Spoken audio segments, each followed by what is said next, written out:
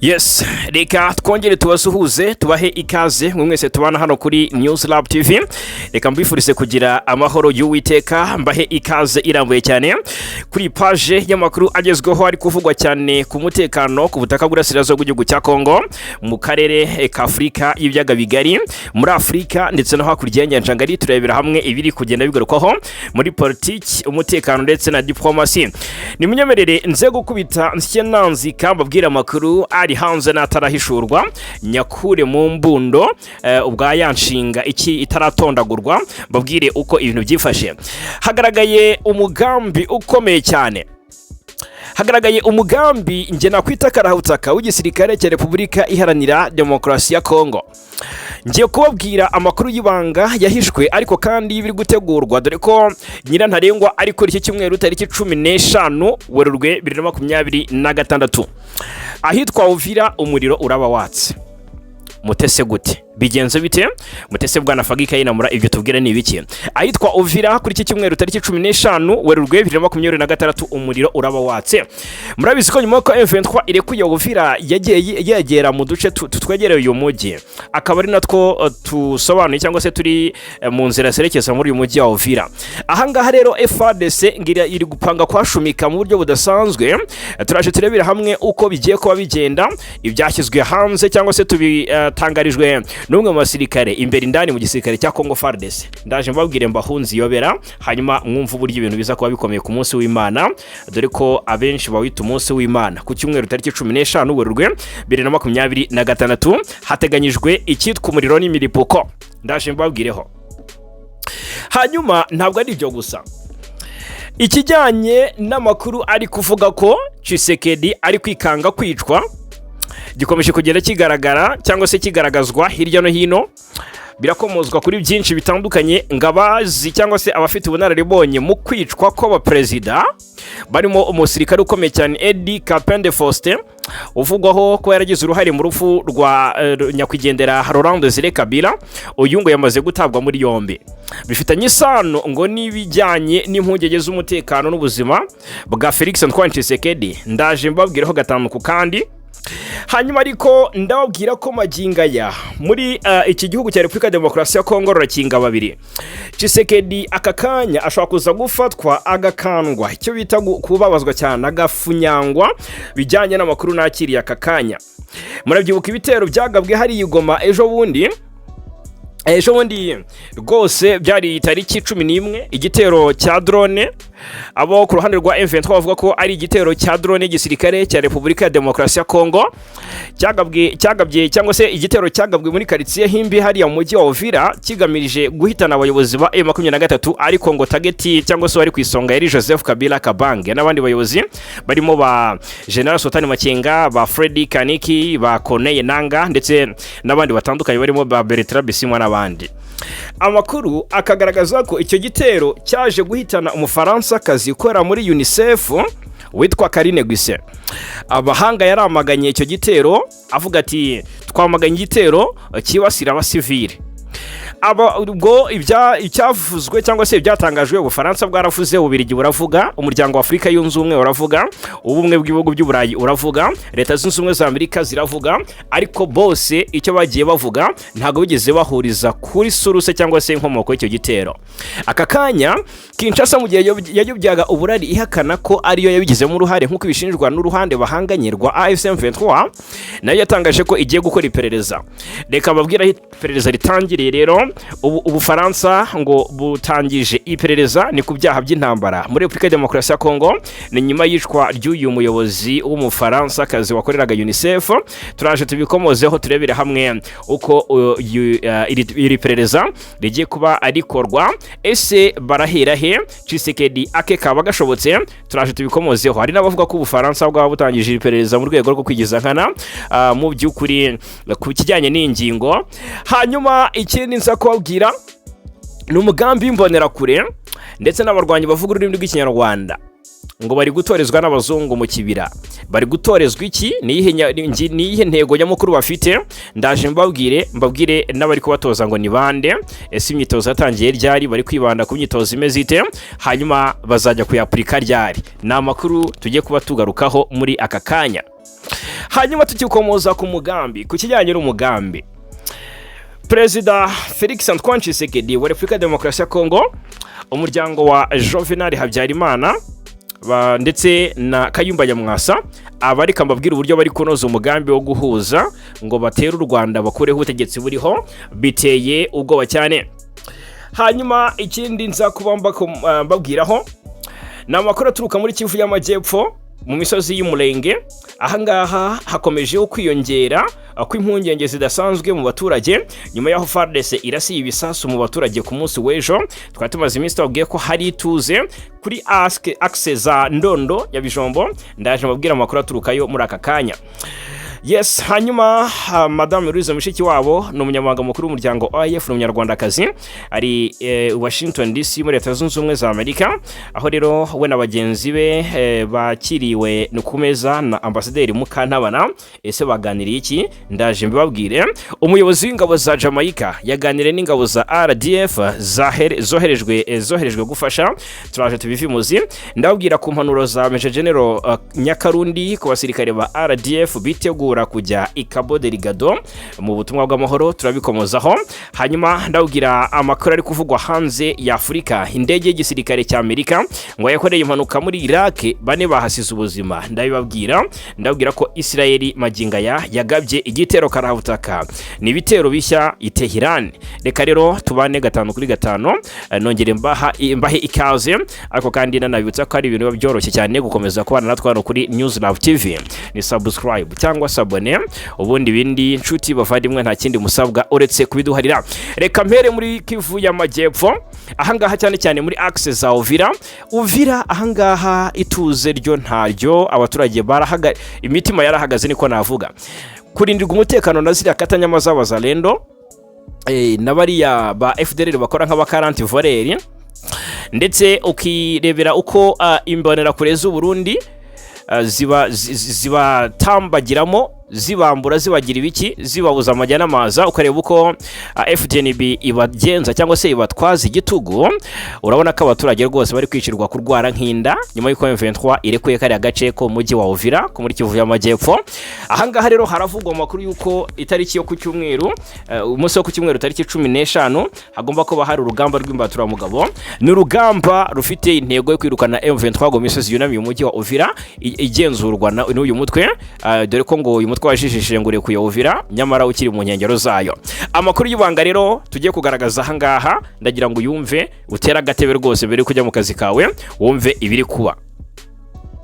Ni amakuru mashya avuye imbere mu gisirikare cya Repubulika ya Demokarasi ya Kongo. FARDC niyo agaragaza ko ngo hashobora kuba hategurwa igitero kinini gishobora kongera gukaza umurego w'intambara umaze igihe mu burasirazuba bw'iki gihugu. Umwe mu basirikare mu burasirazuba bwa Repubulika ya Demokarasi ya Kongo, FARDC nyine wahisemo kuganira n'itangazamakuru mu ibanga, ariko yahishuye byinshi, anashimangira ko rwose nta kabuza kuri iki cyumweru tariki 15 Werurwe hateganyijwe gutangizwa ibikorwa bya gisirikare bikomeye kandi bigamije kwagura imirwano mu ntara Kivu y'Amajyepfo. Aya makuru akubiye mu nyandiko uwo musirikare yahaye imboni yacu mu ijoro ryo kuwa gatanu rishyira kuri uyu wa gatandatu. Mu butumwa bwe yatanze, ariko adusaba ko rwose amazina atatangazwa ku mpamvu z'umutekano we. Reka tubyubahe cyane, ndetse Imana imuhumugisha. Avuga ko hari gahunda ikomeye iri gutegurwa n'ubuyobozi bwa gisirikare bwa FARDC. Iyo gahunda ikomeye rero niyo ngira ngo mbahunze iyobera mbabwire. Yagize ati hari gahunda ya FARDC ikomeye cyane iteganyijwe gutangira ku cyumweru tariki 15 Werurwe, igamije gutangiza intambara yagutse mu bice bitandukanye byo mu burasirazuba bwa Repubulika ya Demokarasi ya Kongo. Nk'uko akomeza bisobanura, icyo gikorwa cya gisirikare kizitabirwa n'imitwe myinshi isanzwe ifatanya na FARDC mu mirwano irimo kubera muri ako karere. Uyu musirikare kandi akavuga ko ingabo za Kongo FARDC zizakorana n'abafatanyabikorwa barimo ingabo z'u Burundi, imitwe yitwaje intwaro ya Wazalendo, abarwanyi ba FDLR, abacancuro ndetse n'urubyiruko rw'ishyaka CNDD-FDD rw'u Burundi ruzwi ku izina ry'imbonerakure. Anavuga kandi ko bishoboka ko ingabo za Angola nazo zishobora guparticipa muri imirwano cyangwa se zishobora kuza kugira uruhare muri ibyo bikorwa. Izi mbonerakure zo ndaje mbabwire n'uburyo ziri gutorezwa hariya mu kibira, n'uburyo ngo zigomba kuza zifitiye amarere, zigomba kuza zigahangana na M23 ndetse zigarwanya M23 zikanenesha zigatera u Rwanda. Nkuko aya makuru akomeza bivuga, igitero cya mbere nkuko bivugwa ndetse n'amakuru rwose nkeneye ko mucakarongo mugasurinya kugira ngo ku munsi wo kwa mbere muzayambaze, nuko ngo igitero cya mbere gishobora gutangirira muri ako gace ka Sange. Aka gace ka Sange ni agace k'ingenzi cyane muri teritwari ya Uvira, kari mu kibaya cya Rusizi, muri Plaine de Rusizi muri teritwari ya Uvira. Si Sange gusa bazaba babomboreza nkuko amakuru abigaragaza, nkuko amakuru abishimangira, kuko ngo ingabo ziteganyije cyangwa se zirapanga gukomeza ibikorwa bya gisirikare zerekeza mu duce twa Kamanyola. Iyi Kamanyola FARDC coalition muri rusange, izo FDLR, abo bacancura ba CNDD-FDD, abo ba FDLB n'abazalendo, bose ngo bambariye urugamba ko bakubitira M23 hitwa Sange, bakayishushubikana paka muri Plaine de Rusizi nyine, bakayerekeza mu bice bya Kamanyola bakayibabaza. Ndetse siho gusa, ngo hari n'ahandi hafi y'umupaka uhuza Repubulika ya Demokarasi ya Kongo n'u Rwanda, ari naho bagomba guhita bafungira tayari bagashinga icyitwa ibirindiro, bagatangira kwerekeza imitutu y'imbunda ku Rwanda. Amakuru y'iyi ntambara cyangwa se yitegurwa ry'intambara yaje n'ubundi mu gihe intambara hagati y'ingabo za Congo FARDC rirwanya ubutegetsi bwa Alliance Fleuve Congo, murambabarira. Amakuru aje mu gihe ingabo za Congo FARDC na n'ihuriro Alliance Fleuve Congo rirwanya ubutegetsi bwa Kinshasa ririmo M23 ndetse na MRDF twirwaneho rikomeje gufata ibindi ibice, ndetse imirwano ikomeje gufata indi ntera mu bice byinshi by'uburasirazuba bwa Congo.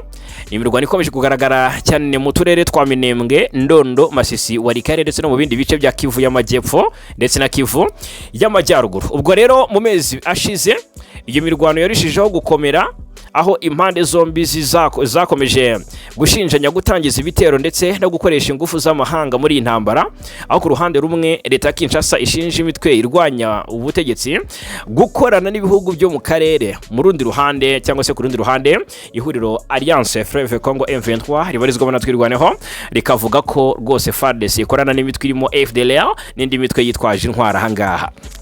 Gusa kugeza ubu ndagira ngo aka kantu mukumve neza, amakuru ava mu bice by'intambara cyangwa se ari kubera imirwano aragaragaza ko ihuriro AFC M23 na twirwaneho rikomeje kugenzura ibice byinshi bya Kivu y'Amajyepfo n'iy'Amajyaruguru yanyije n'ibice Kinshasa isigaranye.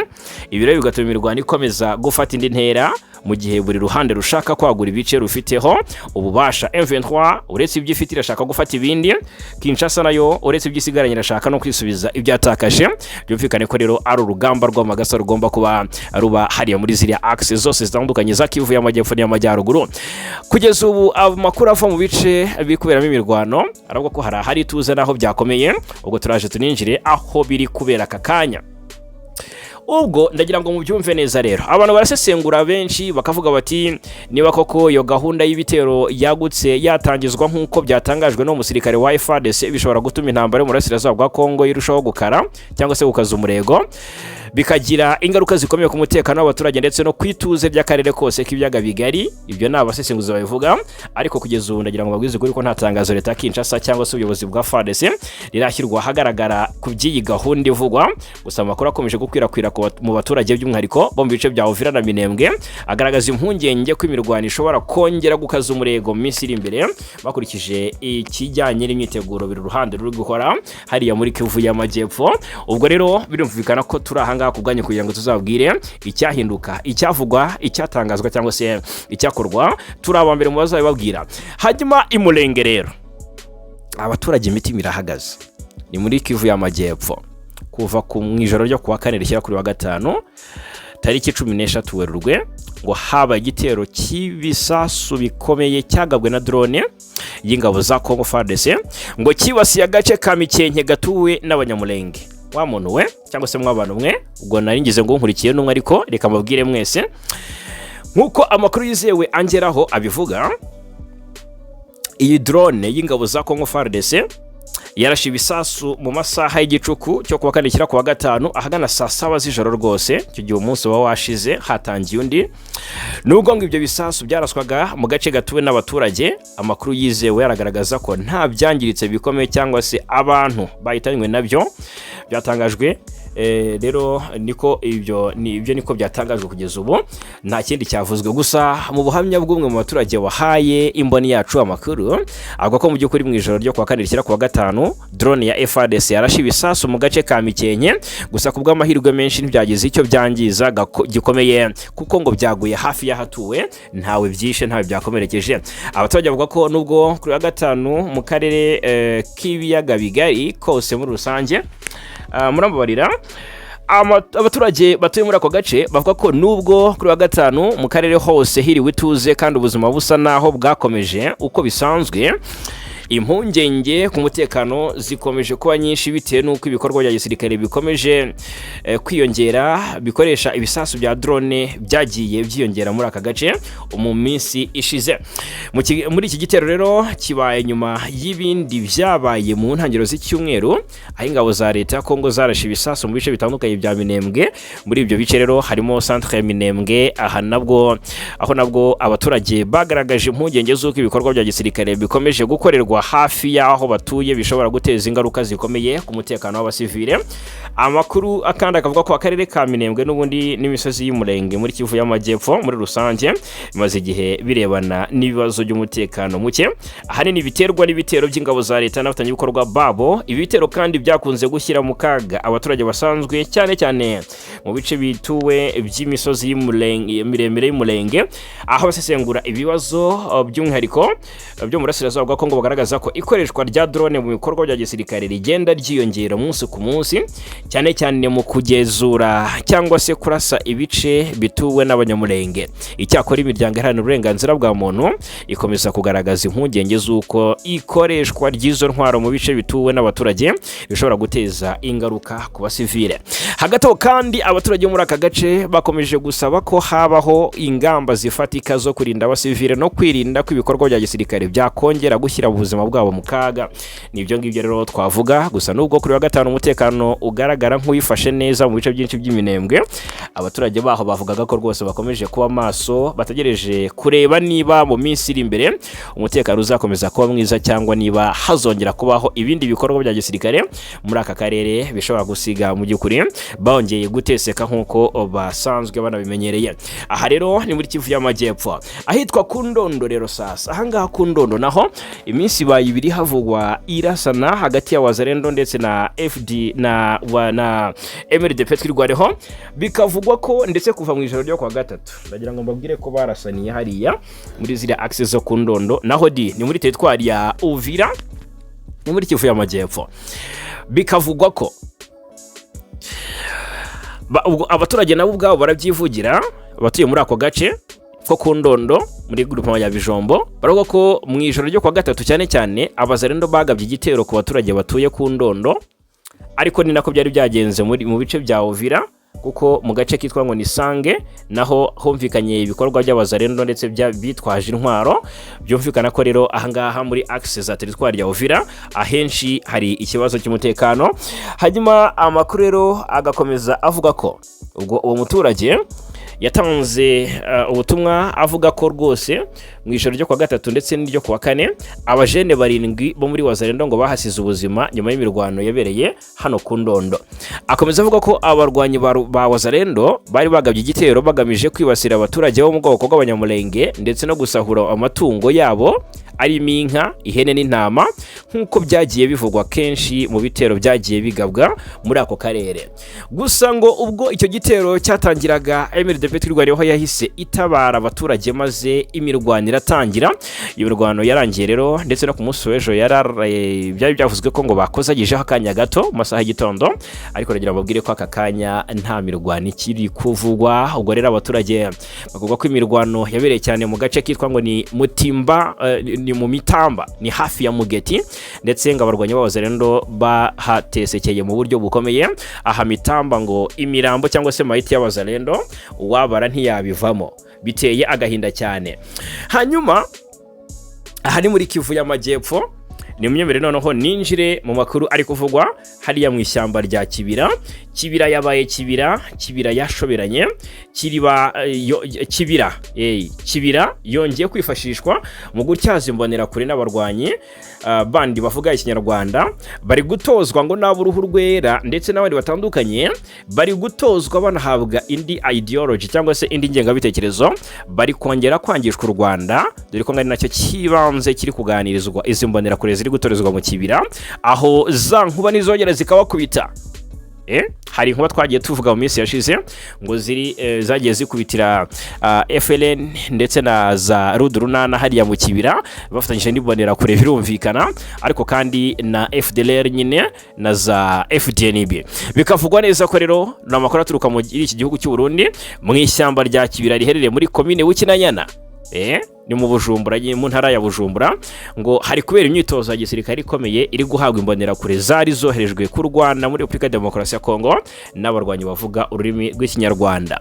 Ni imirwano rero imaze ibyumweru birenga 2, abaturage baturiye ishyamba rya Kibira babwiye imboni yacu ko hari n'abanyamahanga bari guhabwa iriya myitozo bambaye imyambaro ya gisirikare ya FARDC ndetse n'iya FDN b'igisirikare cy'u Burundi, ngo kugira ngo bigaragare nk'aho hari ibikorwa bisanzwe bya gisirikare. Aha bikavugwa ko ngo ari ingabo z'amahanga, hari ingabo z'amahanga aragira ngo tugaciyeho umurongo. Ndashaka ko muri comment mubwira izo ngabo mukeka ari izihe. Hari ingabo z'amahanga ziri muri iyo myitozo, ariko mu rwego rwo kujijisha cyangwa se gupretendinga ngo bambaye imyambaro ya gisirikare ya Republika Demokarasi ya Kongo n'igisirikare cy'u Burundi FDNB, ngo kugira ngo bigaragare cyangwa se bigaragare nk'aho ari ibikorwa bisanzwe bya gisirikare. Bivugwa ko bamwe muri bo rero bavuga igiswahili, Kirundi, Kinyarwanda cyangwa se Igifaransa, birumvikana ko bitoroshye. Abaturage rero bakavuga ko imodoka za gisirikare ziza cyangwa se ngo zizanira ibiribwa n'ibindi bikenerwa abari muri iyo myitozo, ndetse ko rimwe na rimwe rwose abaturage bategekwa gutanga ibiribwa byo kubagaburira. Abaturage kandi ngo babujijwe kujya gusarura imyaka iri mu mirima yabo mu kibira, ibintu bibatera ubwoba ndetse n'agahinda. Umwe mu baturage wabikomojeho ati ntitukigera mu mirima yacu mbere y'uko ibi bikorwa bitangira, batubwiye ko hazaba imyitozo kandi ko tutagomba kugira ubwoba, ariko ubwoba burahari kuko ntidushobora gutuza mu gihe duhora twumva amasasu. Twabaye nk'ababyihanganira kuko nta yandi mahitamo dufite. Amakuru akavuga ko abasirikare b'u Burundi aribo batanga imyitozo babifashijwemo n'abatoza b'abanyamahanga, ngo barimo n'abazungu ab'uruhu rwera. Bikavuga ko rero imyitozo n'ubundi igamije gukaza imbonera kure ndetse n'abambari bazo kugira ngo bazabe abantu bafite imbaraga zidasanzwe ku mirongo y'urugamba, aho bazaba bari kurwanya umutwe wa M23 ndetse bagafatanya no mu gutera u Rwanda bafatanyije na FDLR ndetse na FARDC mu mugambi wa Kisekedi ndetse na Jean-Luc Habyarimana n'abandi bafatanyabikorwa barimo Bakayumba Nyamwasa. Ubwo nabi byabo ndaje mbabwire. Ubwo ariko rero muri Fizi haravugwa ubugambanyi. Fizi haravugwa ubugambanyi, haravugwa amakuru ashobora kuba yacigikwa muri M23 ndetse n'amakuru ashobora kuza gutuma rwose M23 isabwa ikintu gikomeye. Mu buryo bumwe cyangwa ubundi hari abasirikare barenga 20 ba M23 bivugwa ko ngo bishyikirije ingabo za leta ya Kongo hariya Ifizi kuri wa 4 tariki 12 Werurwe. Amakuru atugeraho ndetse aravuga ko abagera kuri 25 bari mutwe wa M23 bishyikirije ingabo za Republika Demokarasi ya Kongo FARDC mu duce twa Mikenge ndetse na Kakenge ni muri teritwari ya Fizi muri Kivu y'Amajyepfo. Mu itangazo rero ryashyizwe hanze kuri wa ndetse no ku wa 3 byari byavuzweho ariko ntibyibandwaho. Umuvugizi w'ingabo mu rwego rw'ibikorwa bya gisirikare Sokora de muri Kivu y'Amajyepfo yitwa Lieutenant Mbuyi Kalonji Rigani ni bavuga ko aba barwanyi bishyikirije ingabo za leta nyuma y'igitero cyo kwihimura cyakozwe n'ingabo za leta hariya muri ziriya axe cyatumye Mikenge na Kakenge ahangaha rero byongera gufatwa n'ingabo za leta Kongo FARDC. Avuga kandi ko abarwanyi cyangwa se ngo bashyikirije ingabo za cyangwa se bishyikirije ingabo za leta bari kumwe n'intwaro zabo. Aravuga ati rero ubwo ni Kalonji Rigan ati aba bahoze ari abarwanyi bakiriwe n'ingabo za leta mbere yo kugezwa ku muyobozi w'ibikorwa bya gisirikare muri aka gace wabijeje ubufasha bw'ibiribwa. Reka twibutse ko tariki 10 Werurwe ingabo za Congo FARDC zatangaje ko ngo zahanuye drone ebyiri za M23 hano Mikenge ni muri Kivu y'Amajyepfo. Birumvikana ko rero hangaha ngo banahakoze operation ngo hari ingabo za M23 zirenga 25 cyangwa se zijya kuri 25 ngo zahisemo kujoininga FARDC. Aya makuru murayumva mute? Ndashaka ko dusangira igitekerezo. Hanyuma ikindi kiri kuvugwa kurwanya ADF ngo byatumye ngo byaribagiranye ngo FARDC gukoresha imbaraga nyinshi mu ntambara yabona M23 ngo kurwanya ADF mu gitwa operation Shuja ngo basa nkaho rwose ngo babisoje kandi ntacyo bakoze bikavuga ko ngo bahangayikishijwe na M23. Birakomeye cyane. ADF ni umutwe ugendera ku matwara ya Islam ukorera muri Kivu muri Turi, ariko kandi iyi ADF mw'abantu mwe yakomeje kuba ikibazo gikomeye ku mutekano w'abaturage bo muri biriya bice. Ikisangani umunyamakuru Serge Sindani yarekuwe nyuma y'iminsi 10 yafunzwe. Uyunguyu rero ni umunyamakuru yari yarafashwe ku itariki 3 Werurwe 2026 mu mujyi rwagati yafatwa n'abakozi ba ANR ni Ikisangani kugeza ku tariki ya 9 Werurwe yari yarimwe uburenganzira bwo kuvugana n'abandi bantu harimo n'umuryango we ndetse nabo bakoranaga bya hafi cyangwa se bakorana mu kazi. Impamvu yifatwa rero yamenyekanye kuwa mbere ushize ubwo umwunganizi mu mategeko yemererwaga kuvugana nawe. Maître Christian Kambi avuga ko rwose umukiriya we akekwaho kuba yaravuganaga n'abantu bashyigikira umutwe wa M23 nkuko abo muryango we babivuga. Yitwa Serge Sindani rero yarakiri mu itsinda rya WhatsApp ryitwa ngo ni Generation Nanga, ariko abamuzi bavuga ko iri tsinda ritagikora kuko ryarahagaritse ibikorwa nyuma y'uko Colonel Nanga yifatanije n'umutwe wa M23. Kugeza kuri rero Serge Sindani yamaze kurekurwa kandi mu by'ukuri kuri iyi nshuro umunsi w'ejo ku mugoroba yari yatangiye kwitabwaho mu rwego rwo kwirinda ibibazo by'ubuzima nyuma y'iyo minsi yari amaze afunzwe, dore ko gufungwa hariya bisobanuye kwicwa urubozo. Iri fatwa ryabaye nyuma y'amezi make gusa, yaraherutse gufungwa indi nshuro iminsi 3 azira ko yari yashyize ku mbuga nkoranyambaga ifoto ye bwite yafatiwe ku rugamba cyangwa se ku kibuga cy'indege mpuzamahanga cya Kisangani, aho hagaragaraga mu by'ukuri n'ibikoresho bya gisirikare. Ahangaha rero icyo cyaha yari yakizize. Hanyuma reka turebere hamwe ibya Edi Kapende Faustin. Uyu ngo yatawe muri yombi, ni ibintu byamaze kuba confirmed. Uyu rero Edi Kapende, General Edi Kapende Faustin yatawe muri yombi. Uyu ni umuyobozi w'akarere ka gisirikare ka Katanga yafatiwe ejo bundi mu by'ukuri mu bice byo muri Kolwezi ni mu ntara ya Rwanda ngo ahita ajyanwa Kinshasa. Uyu Kapende rero akaba mu by'ukuri ari kubazwa ibibazo byinshi. Hanyuma ugareka mbabwira impamvu nyamukuru yatumye Kapende afatwa. Ese ni muntu ki umuzi niki wamumenyaho? Reka nyikubwire. Uyu ni umuntu ufite amateka akomeye cyane muri Repubulika Demokarasi ya Kongo, by'umwihariko mu buyobozi cyangwa se ku buyobozi bwa Laurent Kabila se wa Joseph Kabila.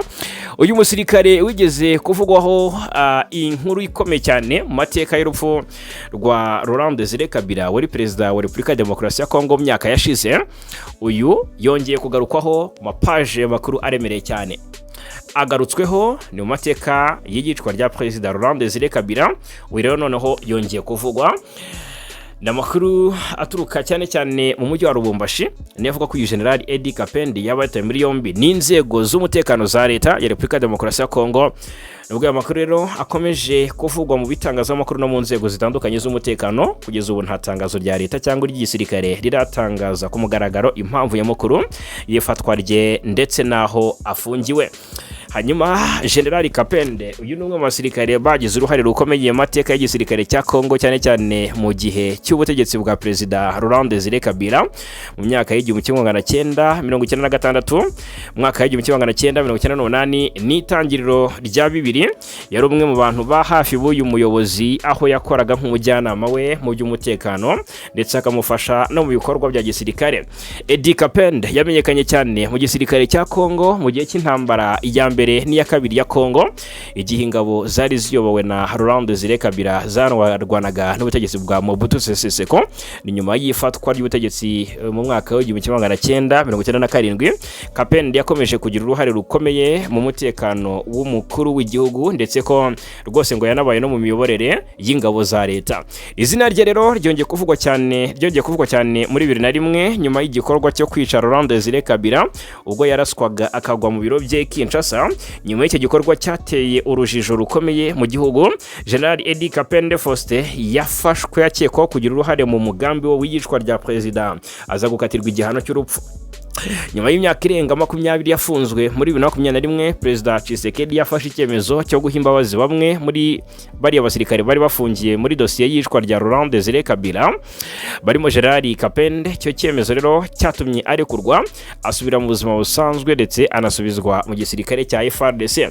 Kugaruka kw'abakuru yuko yaba yongeye gutagwa muri yombi rero biri gutera impaka n'ibibazo byinshi mu nzego za politiki n'umutekano muri Kongo, cyane cyane ko ari umwe mu basirikare bafite amateka akomeye mu gihugu. Basesenguzi rero mu bya politiki bakavuga ko niba aya makuru yemejwe ku mugaragaro bishobora kongera gukurura impaka mu mateka cyangwa se ku mateka y'urubanza rw'iyicwa rya Ziri Kabila, kimwe n'imiterere y'imiyoborere n'umutekano mu gisirikare cya Kongo muri iki gihe.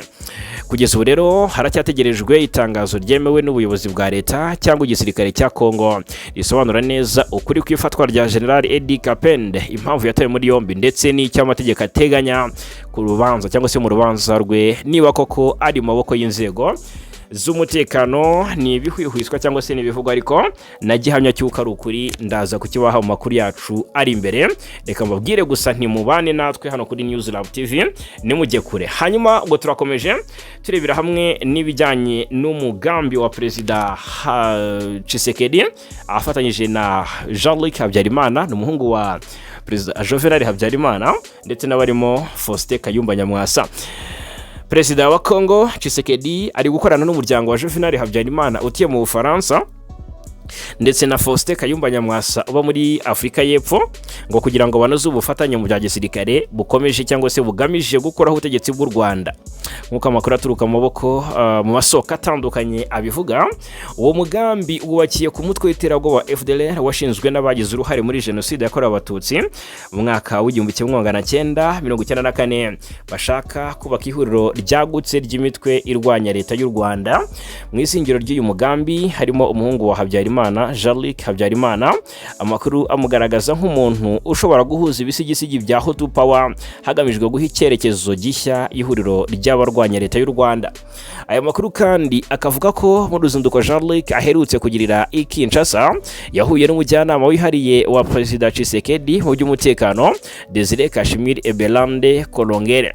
Nkuko abamenye ibyuko guhura babivuga, Ebelande yagejeje kuri Jean-Luc ubutumwa bwa Kisekedi bumwizeza ko hari umugambi uri gutegurwa wo gukora ihuriro rikomeye rya gisirikare rizahangana na AFC M23 nyuma yaho ritangire kugaba ibitero ku Rwanda.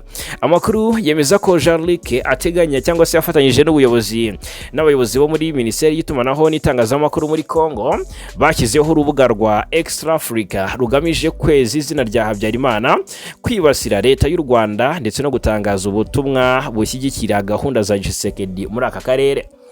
Umugore wa Habyarimana Agathe Kanziga n'abandi batsimbaraye ku ngengabitekerezo ya Hutu Power bavuga ko cyangwa se bavugwaho kugira Jean-Luc inama yo guhindura izina rya FDLR ikitwa FCLR, ndetse ni Front Commune pour la Libération Rwandaise. Ikigamijwe rero ngo ni uguhindura isura FDLR ifite mu maso y'umuryango mpuzamahanga, ariko amakuru ahamya ko FCLR yo yagumana ingengabitekerezo n'imiterere ya gisirikare nk'ibya FDLR. Bivuze ko no guhindura mu by'ukuri icupa ariko umuvinyo cyangwa se umwenge ukiri wa wundi. Gahunda yagutse rero ya leta ya Kinshasa ikubiyemo mu by'ukuri guhuriza hamwe abarwanya leta y'u Rwanda binyuze mu guha indaro abanyapolitiki ndetse nabo mu rwego rwa gisirikare bahunze kugira ngo bazashobore kugira imbaraga nyinshi. Kisekedi rero akaba yerekeje amaso kuri Nyamwasa aho zari umwofisiye mukuru w'ingabo z'u Rwanda, RDF nyuma akaza gushinga umutwe wa RNC. Amakuru akavuga ko Nyamwasa yagerageje guhuza imitwe yitwaje intwaro ya politike n'icengezamatwara kugira ngo byifatanye mu kurwanya leta y'u Rwanda. Amakuru akavuga ko cyane cyane mu rugendo Nyamwasa yagiriye Kinshasa muri Nzeri 2024 yahuye n'abayobozi bo muri FDLR baganira uko bakongerera imbaraga ubufatanye buri hagati yabo. Abayobozi bo muri Kongo kandi bazaye amakuru bakaba bavuga ko Nyamwasa avugana bihoraho na perezida wa FDLR ariwe Gaston Iyamuremye uzwi nka Victoire Byiringiro, banasobanura ko uyu mubano ari inkingi ya mwamba mu mugambi wo guhuza RNC na FDLR. Icyemezo rero Byiringiro yafashe muri Mutarama 2026 cyo kugena muramu we Cyprien Ngabo nk'umuhuza wa FDLR n'itsinda rya RNC riyobowe na Frank Ntwari gifatwa nk'ikindi kimenyetso cy'umubano uri gukura hagati y'impande zombi. Amakuru yemeza ko ubu bufatanye cyangwa se butatangiye vuba, ahamya ko ubwo mu ntangiriro za 2025 Byiringiro yohereje umunyamabanga cyangwa se umunyamuryango wa RNC uba muri Canada Emmanuel Hakizimana muri Leta Zunze Ubumwe za Amerika kugira ngo avuganire FDLR mu nama yarwanyaga leta y'u Rwanda. Bivugwa ko iyi nama rero yari igice cy'ubukangurambaga bumaze igihe bwo guhuza abanyarwanda leta cyangwa se yo guhuza. Bivugwa ko iyi nama yari igice cy'ubukangurambaga bumaze igihe bwo guhuza abarwanya leta y'u Rwanda bamaze igihe baracitsemo ibice binyuze mu nkunga y'imari n'iya politiki ituruka mu bantu ba hafi ya Kisekedi.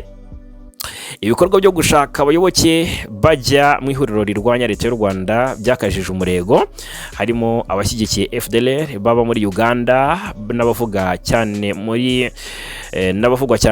muri RNC nka Charles Kambanda, Eugene Gasana na Christine Uwizera Coleman. Ayo makuru kandi akavuga ko umugambi wa Kisekedi utakiri mu ibanga kuko akomeje guha FDLR ibikoresho kwegera abagize uruhare cyangwa se abagize uruhare muri jenoside cyangwa se abafitanye isano nabo gushaka guhuriza amatsinda yanga leta y'u Rwanda mu mugambi umwe ndetse no kuyirwanya. Hanyuma birumvikana ko umugambi bacura uko bwije no ko bukeye ndetse ukomeye cyane. Ibi ngibi byose tumaze iminsi tuvuga ko Kisekedi ari kwitegura kwakira Kayumba Nyamwasa ngo baganire n'ubundi kuri uwo mugambi n'uburyo bwo kuwunoza. Urumva ko rero ari ibintu bikomeye cyane bitoroshye na gato. Nyuma y'ibyavuzwe igoma ku tariki 11 Werurwe igitero cy'indege M23 ivuga ko ari icy'indege y'igisirikare cya Repubulika ya Demokarasi ya Kongo cyasize gihitanye Umufaransa Karine Guse hariya mu mujyi wa Goma wari umukozi wa UNICEF. Ubufaransa rero biravuga ko kuri wa gatanu tariki 13 Werurwe ubushinjacyaha bw'iki gihugu cy'Ubufaransa bushinzwe kurwanya iterabwoba bwatangaje ko ngo hafunguwe iperereza ku bantu batazwi kubera ubu bwicanyi bugize icyaha cy'intambara muri Repubulika ya Demokarasi ya Kongo. Ni nyuma y'urupfu rw'uyu mukozi wa Loni ukomoka mu Bufaransa. Umukozi mu bijyanye n'ubutabazi ukomoka mu Bufaransa wakoreraga igoma mu ishami ry'umuryango w'abibumbye ryita ku bana UNICEF niwe wiciye muri iki gitero cya drone cyagabwe aho yaratuye ku itariki 11 Werurwe.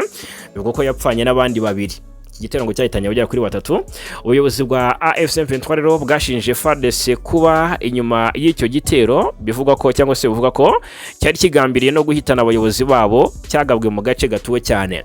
Ibiro ntaramakuru by'Abafaransa AFP bigaragaza ko cyangwa se biratangaza ko ngo iperereza ryashinzwe ibiro bikuru bishinzwe kurwanya ibyaha byibasiye inyoko muntu muri gendarmerie y'igihugu yitwa nka OCLCH rigamije kumenya uko ibintu byagenze no guha ukuri imiryango y'abishwe. Yumvikane ko rero ari ibintu biteye ubwoba n'impungenge cyane.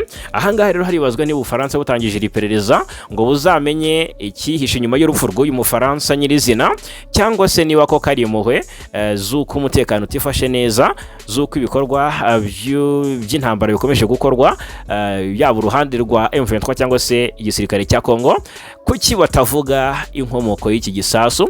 Ese iperereza bazakora bazagaragaza ukuri kuzagaragara cyangwa se bazabona? Ni ikibazwa, igisubizo kikabura. Abenshi bari kugaya amahanga ku matangazo ari gusohora yamagana iki gitero, ariko ntiyamagane uruhande rwa kigabye, dore ko rero bisobanuye ko bari ku ruhande rwa guverinoma Kinshasa basa n'abayikingira ikibaba. Ubufaransa, Ubirigi, Amerika, EU, imiryango yose n'ibyo bihugu byose biravuga kuri icyo gitero, ariko ntibivuge biti cya guverinoma Kinshasa ko M23 yo ibivuga. Ese ni M23 yigije nkana ibeshyera guverinoma ya Kinshasa? Ese ni Kinshasa byabayeho kuko nayo ubwayo iravuga ko izakora iperereza ku bijyanye n'iyi gahunda? Turaje rero dukomeze tugende dukurikirana mu by'ukuri hari uzatobora avuge inkomoko y'iki gitero mw'abantu mwe. Buriya ngo birangira ukuri gutsinze, niko umunyarwanda avuga.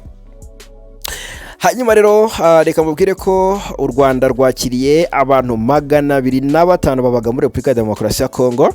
Abanyarwanda rero banyuze ku mupaka munini uhuza u Rwanda na Kongo mu karere ka Rubavu, bakirwa n'umuyobozi w'aka karere wungirije ushinzwe imibereho myiza y'abaturage Ishimwe Pacifique. Batashye rero kuri wa 4 tariki 12 Werurwe. Umubare munini w'abanyarwanda batashye ugizwe n'abagore ndetse n'abana bavukiye muri Republika ya Demokarasi ya Kongo. Babwitangazamakuru ko bafashe icyemezo cyo gutaha nyuma yo kubikangurirwa na bagenzi babo batashye mbere babasha kwiteza imbere no kwibeshaho. Aba rero nabo baje kongera kwibakira urwababyaye. Benshi mu banyarwanda bataha naba baramaze igihe bafashwe bugwate n'abarwanya umutwe wa FDLR ukorera mu mashyamba yo muri Kongo. Ubwo rero kuva M23 yatangira kugenzura ibice byinshi by'uburasirazuba bwa Kongo, abanyarwanda babonye umutekano ndetse ku bufatanye n'ishami rya LE14 rishinzwe kwita ku mpunzi, ababishaka bafashwa gutaha nta kabuza. Hanyuma reka turebere hamwe n'andi makuru abenshi ntibabizi, ariko ndagira ngo mbahunzire iyobera. Hanyuma ariko mbizeza ko makuru yacu ari imbere tuza kubabwira. Abenshi muri bazabate se gahunda yo kwemeza imbibi za nyazo z'u Rwanda yageze he? Kuko Minisiteri y'Ibidukikije iherutse gutangaza ko kuva mu mwaka 2001 kugeza kuri ubu hari komisiyo yashinzwe gukurikirana no kuvugana n'ibihugu bituranye n'u Rwanda kugira ngo hemezwe neza imbibi z'igihugu, ariko kugeza ubu ntago barabasha kubyemeranyaho, ndetse n'ubutaka bw'aho hantu ntibwanditswe nk'uko amakuru abivuga. Ariko noneho ndabona itsinda rigari ry'abakozi ba News Lab TV riri gukusanya iby'iyi nkuru. Turaza kubageza mu makuru yacu ari imbere, ahubwo nanabashimira cyane nyaboneka abantu bacu rwose bajya batwereka ko banyotewe kumenya. Ubwo rero ni byumvikana cyane ko natwe tuba duhari ku bwanyu. Hanyuma reka mbabwire ko turaza twerekeze mu makuru ari kuvugwa mu karere ndetse no muri hakurya y'inyanja ngari. Ubwo ariko reka mbanze mbabwire ko magingaya umuyobozi w'ingabo za Jamaica, reka mbere kuri izi mpanuro za Major General Nyakarundi yahaye abasirikare bagomba kwerekeza mu butumwa bw'amahoro i Cabo Delgado. Ni umugaba mukuru w'ingabo zirwanira ku butaka Major General Vincent Nyakarundi uri ku rutonde rw'abajenerali bane ba RDF bafatiwe ibihano na Leta Zunze Ubumwe za Amerika.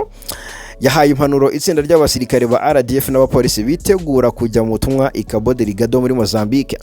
Abasirikare n'abapolisi bagomba kujya gusimbura bagenzi babo bari basanzwe bari muri ubwo butumwa. Impanuro za Major General Nyakarundi zatangiwe mu kigo cya gisirikare cya Kami mu karere ka Gasabo, ahari n'umuyobozi mukuru wungirije wa polisi ushinzwe ibikorwa CP Vincent Besano.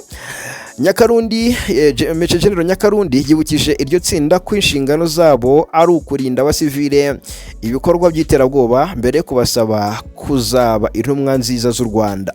Nyakarundi yashimangiye akamaro ko kugira imyitwarire myiza, gukorera hamwe no gukora kinyamwuga, abashishikariza gukomeza kwitanga bitaziguye cyangwa se murambabarira kwitanga batizigamye mu kazi kabo nk'uko ababanjirije babigenje. U Rwanda rufite ingabo i Cabo Delgado ndetse n'abapolisi guhera muri Nyakanga 2021.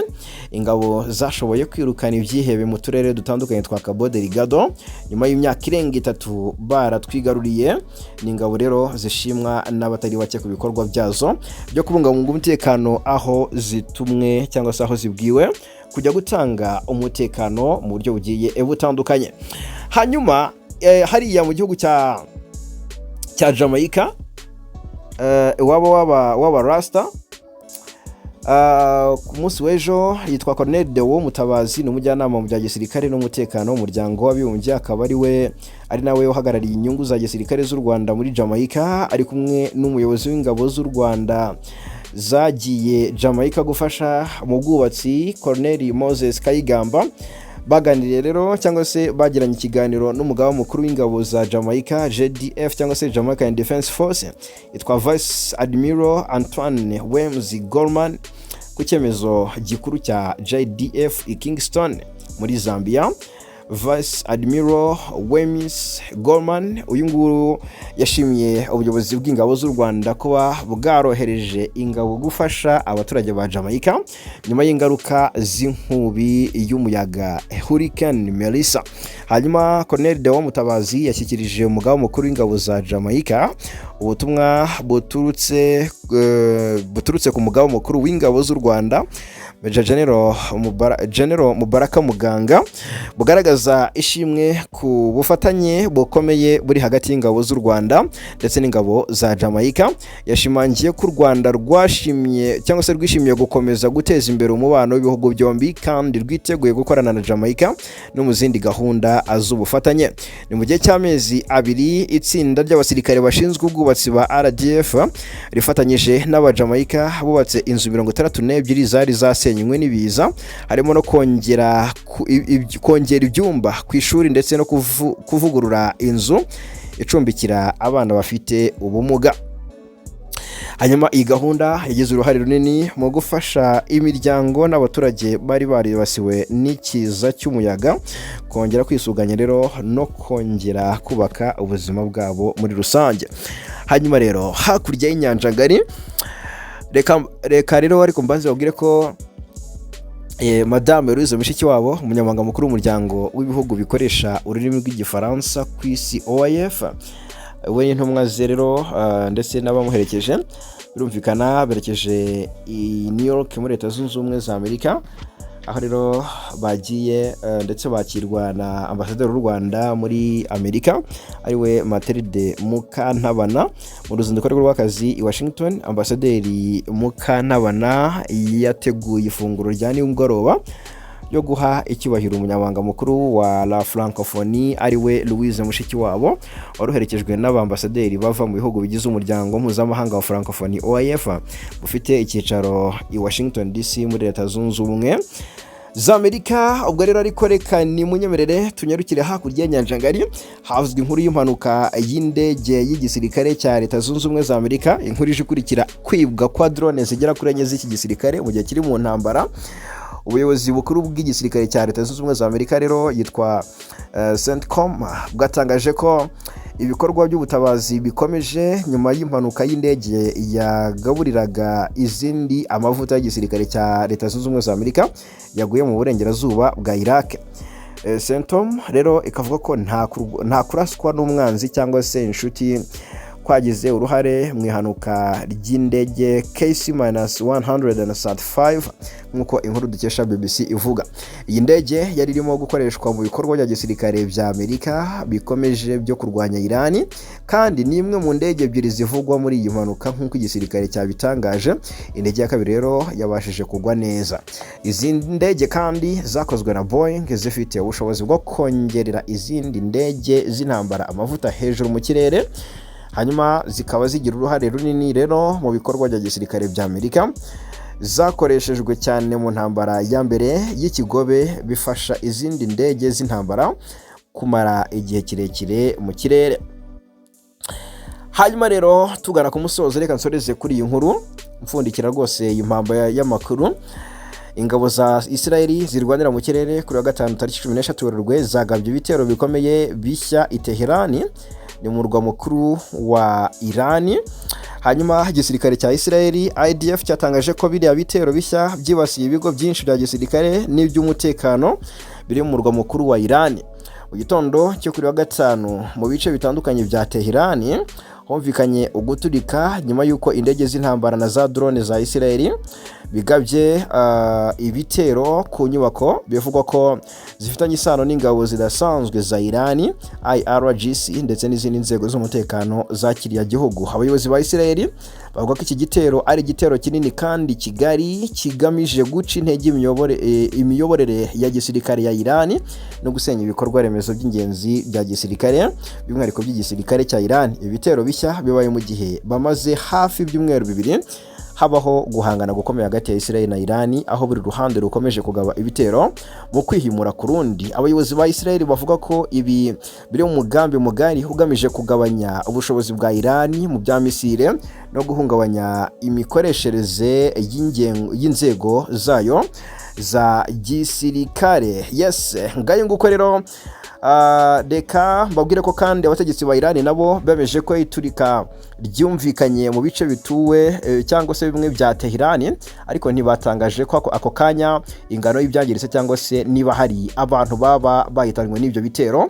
Tehran kandi yamaze gutangaza ko izasubiza ku bitero bya Israeli. Ngayo nguko reka mbashimire cyane kuba natwe muri amakuru yo muri iki gitondo cyo kuri uyu wa gatandatu tariki 14 Werurwe 2026. Amakuru n'ibiganiro hano kuri News Lab TV nakagaruka.